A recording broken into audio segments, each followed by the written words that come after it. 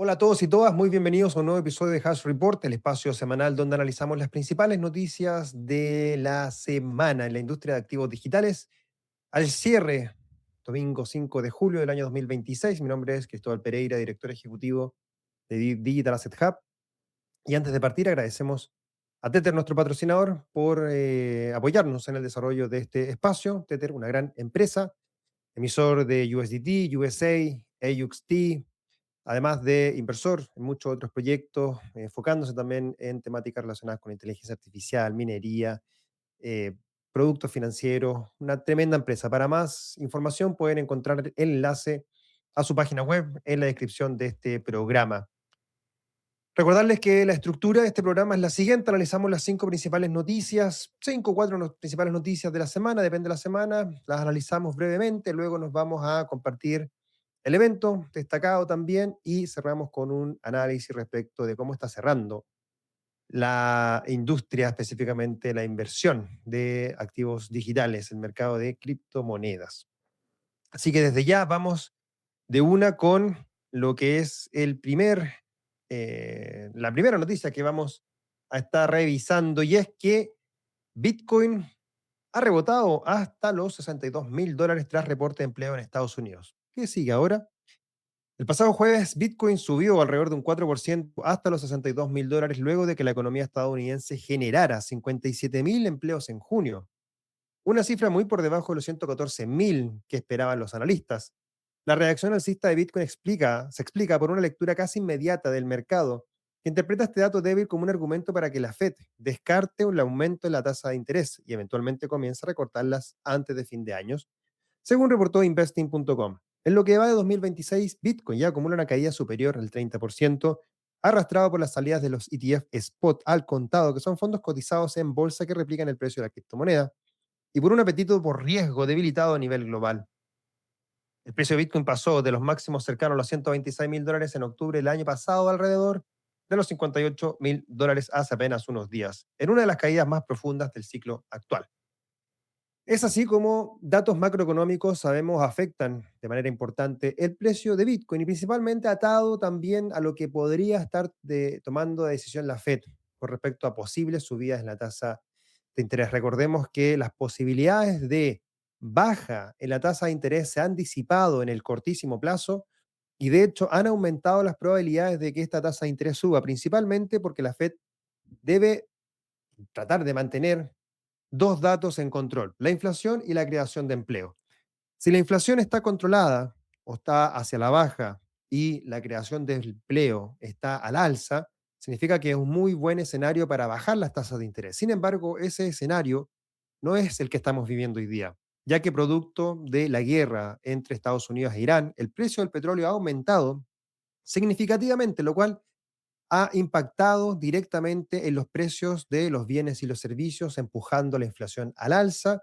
Por ende, la Fed, dado que tiene este escenario de inflación al alza, podría estar eventualmente subiendo las tasas. Sin embargo, como hay una creación de empleo por el momento en Estados Unidos, esto podría haberse disipado. Podría estar, si bien con inflación, presión al alza, pero creando empleo, podría en ese escenario mantener la tasa de interés estable, que esperemos que sea así, por eso Bitcoin reacciona positivamente. Si eso se da vuelta, por lo tanto tendremos un aumento en la tasa de interés de la Fed, lo cual hace reducir aún más el apetito por riesgo, los inversores mueven su capital hacia activos de mayor refugio, y por ende el precio de Bitcoin va a seguir cayendo. Recordemos que estamos en un mercado bajista de Bitcoin y estaríamos llegando en torno a los 50 o los $45.000 según muchos analistas del mercado. Seguimos con la segunda noticia, y es que Metaplanet suma 2.823 Bitcoin y alcanza los 43.000 Bitcoin pese al desplome del mercado. El pasado 2 de julio, Metaplanet anunció la compra de 2.823 Bitcoin por unos $170 millones y llevó su tesorería corporativa a 43.000 Bitcoin, un stock valorado actualmente en aproximadamente $2.580 millones. La firma japonesa que cotiza en la bolsa de Tokio bajo el ticker 3350.T quedó prácticamente empatada con 21 Capital, que posee 43.514 Bitcoin en la pelea por el tercer puesto entre las mayores tesorerías corporativas públicas de Bitcoin en el mundo.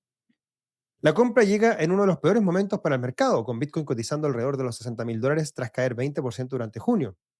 Un mes en el que los ETF spot al contado, que son fondos cotizados en bolsa, replican el precio del activo. Registraron salidas netas por $4.500 millones según reportes de Coindesk. Aún así, el CEO de Metaplanet, Simon Herovich, no bajó el ritmo de compras, una apuesta que arrastra un costo promedio de adquisición ubicado entre los 97.000 y los $104.000 por moneda. Y sí, puede ser que estemos en un escenario bajista, como ya les mencionaba anteriormente, pero este es justamente el espacio donde es bueno, sugerido, comprar Bitcoin, acumular Bitcoin, porque estamos claramente en un escenario en el que el precio de Bitcoin algunos lo interpretan como un precio con descuento. Imagínense, si cotizaba a $126.000 en octubre y hoy día está en $62.000 o en torno a esos precios, suena interesante, quizás muchos lo ven, pero perdió 50% de su valor. Sí, en un rango de aproximadamente 7, 8 meses. Sin embargo, si lo vemos en un plazo de 4 años, 5 años, 6 años, todo aquel que ha comprado Bitcoin hace 4, 5, 6 años está claramente positivo en rendimiento. Así que estos son espacios donde claramente es sugerido a empezar a acumular Bitcoin. Así que muy bien por esta empresa japonesa y el apetito por más Bitcoin corporativo aumenta, lo cual es muy bueno también para este activo digital. Nos vamos a la siguiente noticia. Banco Central de Chile da el primer paso para regular las stablecoins mientras la industria pide cautela.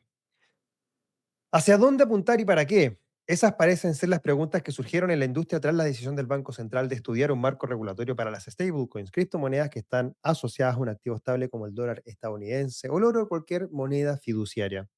Como reportó TheClinic, uno de los paneles del Digital Asset Forum, realizado el pasado miércoles 24 de junio, fue acerca de los lineamientos tras la regulación de los stablecoins justo a otros temas como el futuro de los activos digitales y el balance de la actual implementación de la ley FinTech. En la primera conversación participó el vicepresidente del Banco Central, Alberto Naudón, el director de ChilePay, Mauricio Chandía, el socio de Langevin Abogados, Matías Langevin, y estuve yo como director ejecutivo moderando dicho panel. Todos coincidieron en la necesidad de avanzar hacia un marco normativo, pero advirtieron sobre los riesgos de hacerlo sin una dirección clara. Creo que antes de ponerse a regular bien el fenómeno de las stablecoins, hay que entender bien en qué consiste, qué son, cuáles son sus características, cuáles son sus ventajas, cuáles son sus desventajas. Y hablando en términos de dolores, que es algo muy frecuente hoy en día, ¿cuál es el problema que vamos a solucionar? A esta altura de la conversación, a esta altura de la conversación, siento que todavía este diagnóstico no está hecho, señaló Mauricio Chandía, director de ChilePay. Entre las consideraciones adicionales, de acuerdo a Mauricio Chandía, es fundamental que el marco regulatorio financiero se alinee con otras leyes y proyectos relacionados, como la ley de ciberseguridad, la ley de protección de datos personales y el proyecto de ley de inteligencia artificial. Para resumir, ese panel estuvo muy, muy interesante porque nos dimos cuenta de tres posturas distintas, ¿no? Por un lado, la parte del ente regulador, como lo es el Banco Central de Chile, en su representación, el vicepresidente Alberto Naudón comentó de que para él es un tipo de producto o servicio bancario muy similar a los depósitos a la vista, depósitos que realizamos donde depositamos dinero en el banco y después podemos redimir ese dinero del banco. Entonces, lo toma bajo esa perspectiva. Bajo esa perspectiva se debiese regular tal cual. Lo que en el panel también quisimos agregar a esa discusión es que no se puede tampoco dejar de lado la tecnología. Si bien el Banco Central no regula tecnología, sino que regula el caso de uso, igual es importante entender cómo estas stablecoins corren dentro de lo que es la tecnología blockchain, cuáles son los beneficios, cuáles son los riesgos, por supuesto, y en base a eso, cuál debe ser el criterio regulatorio que busca seguir el Banco Central. Esperemos que este criterio regulatorio no sea el mismo que siguieron los reguladores en Europa con la ley MiCA, donde Tether, por ejemplo, descartó registrarse y obtener la licencia para poder mantener USDT en circulación en Europa y de hecho en los exchanges en Europa USDT está deslistado, producto de esta decisión que tomó Tether. Y esperemos que esto tampoco suceda en Chile. Ahora nos tocará ver y tratar de empujar hacia una mesa colaborativa, que fue también una de las principales conclusiones, que se pudiesen desarrollar y de esa manera que varios actores del mercado puedan participar también en el proceso regulatorio de las stablecoins en Chile. Strategy podría vender hasta 1.250 millones en Bitcoin bajo un nuevo marco de capital. Strategy Inc., la mayor tesorería corporativa de Bitcoin del mundo, autorizó el pasado lunes 29 de junio la venta de 1.250 millones en Bitcoin para llevar a cabo tres propósitos específicos, marcando un giro histórico para una compañía que durante años sostuvo la consigna de nunca vender Bitcoin. Según el comunicado oficial, el nuevo programa de monetización forma parte del bautizado Digital Credit Capital Framework, que también incluye recompras de acciones por hasta 2.000 millones y un aumento de dividendos de su acción preferente STRC al 12% anual.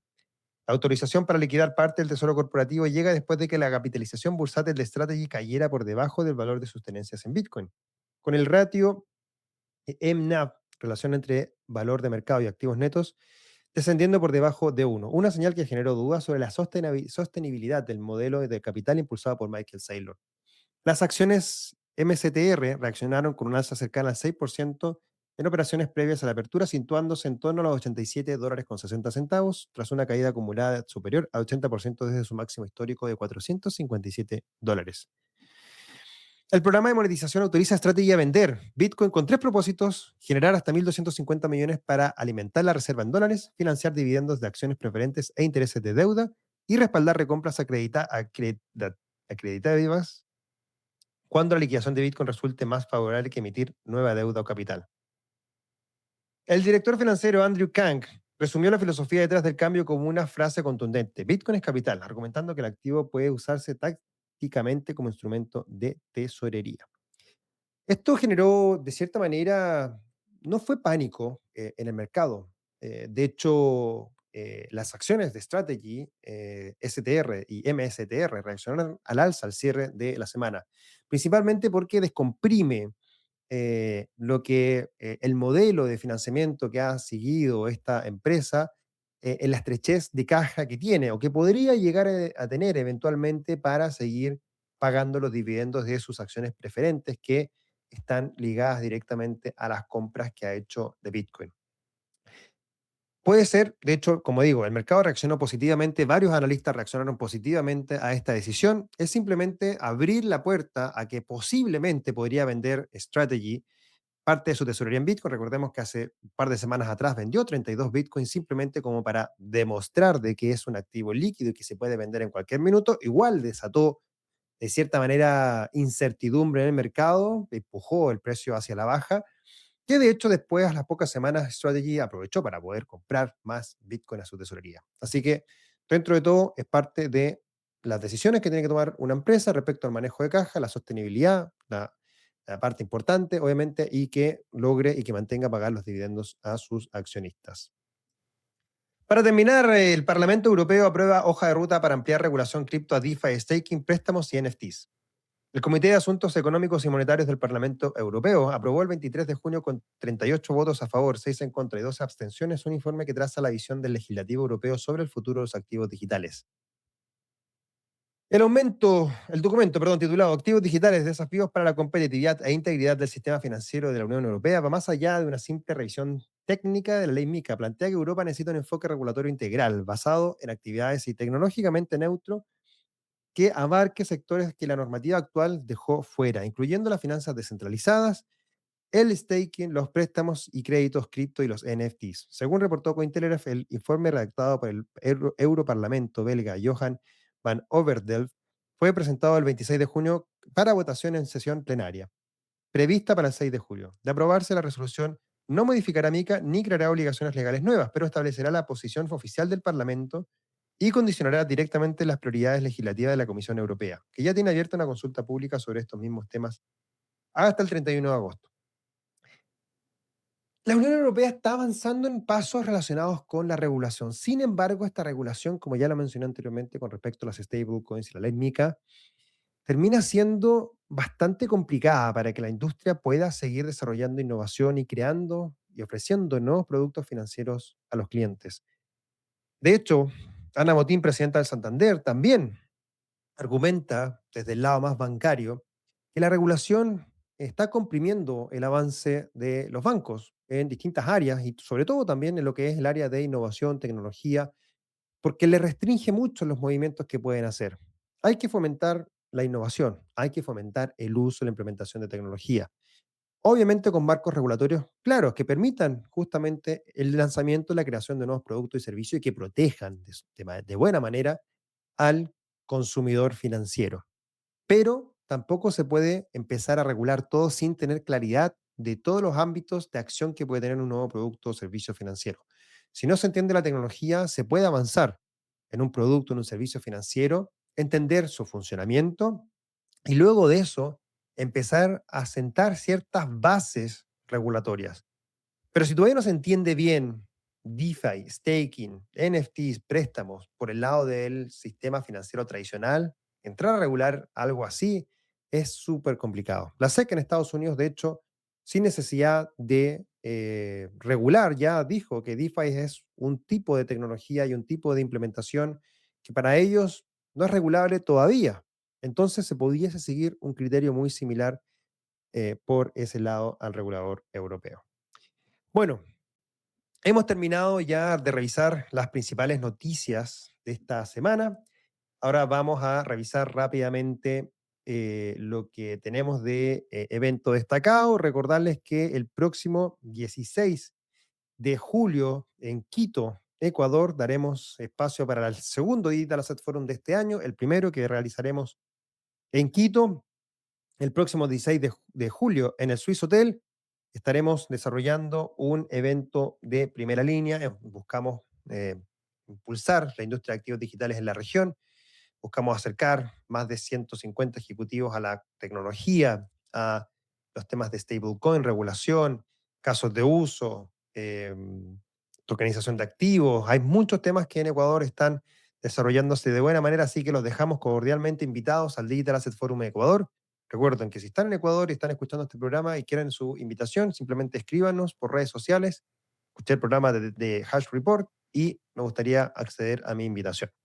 Así que lo tienen listo ya para que puedan participar de este gran evento que tendremos en tan solo 2 semanas más. Vamos a ir entonces al cierre del programa analizando lo que es el mercado de activos digitales. En estos momentos, la página CoinMarketCap nos muestra que el índice de miedo codicia está en torno a los 28 puntos, llegó a estar cerca de los 15, 14 puntos hace unas semanas atrás, cuando vimos Bitcoin caer por debajo de los $59.000. El mercado total de cripto está en torno a los 2.2 billions y el índice de altcoin season está en torno a los 51. Es decir, está pesando más levemente las altcoins que Bitcoin en este escenario, pero sabemos de que Bitcoin es por lejos el activo más importante del mercado. Y si ya nos vamos a analizar también lo que ha sido el mercado en términos de los ETF, vemos que el pasado viernes tuvimos un inflow positivo de $260 millones. Sin embargo, la última semana igual tuvo una salida de más de $500 millones y el último mes tiene acumulado casi $3.000 millones de salida. Sigue siendo Bitcoin el principal ETF por lejos con 93, cerca de 90 billions. Tenemos Ethereum con 21 billions, Solana con 1.8, XRP con 1.41 billions y Hype con $126 millones. Y ya con eso vamos a ir a lo que es el análisis respecto de los gráficos para ver cómo está cerrando la vela semanal del mercado total, Bitcoin y Ethereum, que son los principales activos que siempre revisamos. Rápidamente, entonces, vamos a revisar cómo está cerrando esta semana. Y aquí podemos ver entonces que tenemos un mercado total de activos digitales en torno a los 2.2 billions. Está cerrando esta semana con un importante incremento de en torno al 7,34%. Abrimos la semana cerca del 2,05 billions y llegamos a estar en un cierre cercano a los 2.2 billions. Un importante incremento, como les dije, un 7% en la semana y en las últimas 24 horas está subiendo un 1%. Bitcoin también está acercándose inclusive a los $64.000, una subida del 7,35%. Abrimos la semana en $59.600 aproximadamente. Llegamos a tocar los 63.999 al precio más bajo que llegó en la semana, 57.800, y estamos cerrando en torno a los $64.000. Específicamente estamos viendo cotizar el precio de Bitcoin en este momento en $63.950, un incremento del 1.26% de las últimas 24 horas. Y Ether también ha tenido un incremento del 14,5% esta semana. Abrimos en $1.571, llegamos a tocar los 1.808, caímos hasta los 1.550 y estamos en torno a los $1.800 en precio de Ethereum. Así que ya viendo rápidamente el precio de Ethereum también subir más del doble de lo que subió el precio de Bitcoin esta semana. Está cotizándose en los $1.800 con un incremento del 1% en las últimas 24 horas. Es así entonces como llegamos al final de este programa Hash Report. Esperamos que les haya sido de su agrado. Recuerden dejar su like, registrarse o suscribirse a nuestro canal en Spotify y en YouTube también. Lo tenemos en ambas plataformas. Y recuerden que toda la información de las noticias y la descripción están en la descripción, perdón. Tenemos también nuestro evento, tenemos también Tether, nuestro principal patrocinador, que agradecemos por su apoyo. Mi nombre es Cristóbal Pereira, director ejecutivo de Digital Asset Hub. Nos vemos en la próxima edición de Hash Report.